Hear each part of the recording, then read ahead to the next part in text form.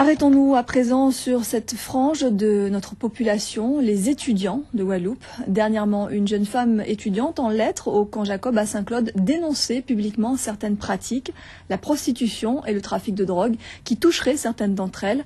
Il apparaît en effet que certains étudiants en arrivent à ces actes faute de pouvoir joindre les deux bouts. Un témoignage choc ce soir qui illustre le phénomène de paupérisation du milieu étudiant. Pour en savoir plus, nous sommes donc plongés dans l'univers du campus. C'est un dossier réalisé par Lise Dolmar et Daniel Quérin. À Saint-Claude, ce n'est pas seulement la soufrière qui occupe les esprits. L'université investit aussi le terrain. Ses étudiants en deuxième année de lettres valident leurs connaissances. Le silence est monacal. Au début, ça paraît dur, mais si on s'approche, ça peut aller.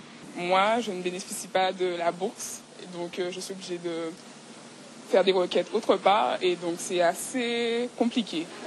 Des préoccupations intellectuelles, mais aussi d'ordre matériel. On en parle sans vraiment se l'avouer. J'ai eu vent, en tout cas, d'une situation quelque peu particulière. Bon, je ne sais pas si il faut forcément faire de ce cas isolé une généralité. Permettez-moi d'en douter. De la rumeur à la pudeur, car s'intéresser à la vie privée des étudiants n'est pas chose facile. Une réalité qui est effectivement parfois difficile. Et aujourd'hui, c'est un excellent jour, puisqu'il y a une vacation de l'assistante sociale qui est mise à disposition par le Crous et qui est dans le bâtiment de l'administration centrale. Des difficultés pourraient exister dans une zone en chantier.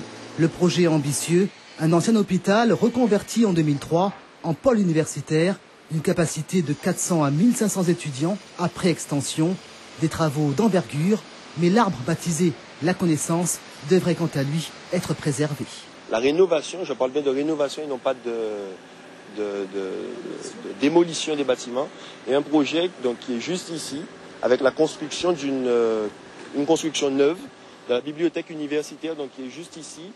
En attendant, il faut gérer le quotidien, un véritable casse-tête pour cette population estudiantine, qui cherche des solutions pour s'en sortir, garder la tête haute. À leur entre-deux-cours, nous leur laissons donc la parole. Il y a 3 ans, c'était dur. Comparé à il y a 3 ans, ça s'est amélioré. On n'avait pas de restaurant universitaire. Normalement, ça se passe bien. Et il faut dire aussi que derrière moi, il y a mes parents.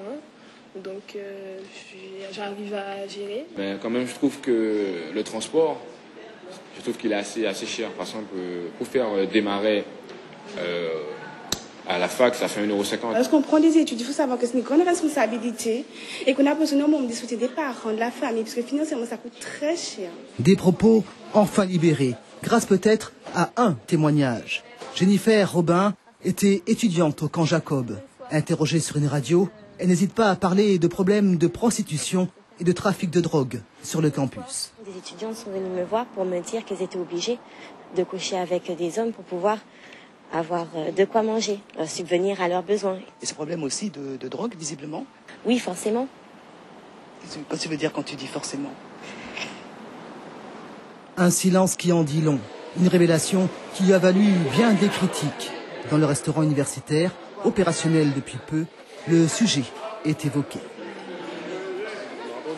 Il y avait donc du trafic de stupéfiants et bon, de la prostitution. La prostitution, bon, effectivement, c'est quelque chose qui n'est pas forcément qui n'est pas vu au-dessus de tout le monde. Mais au niveau du trafic de stupéfiants, il y a une caserne de gendarmerie juste au-dessus de l'UFR.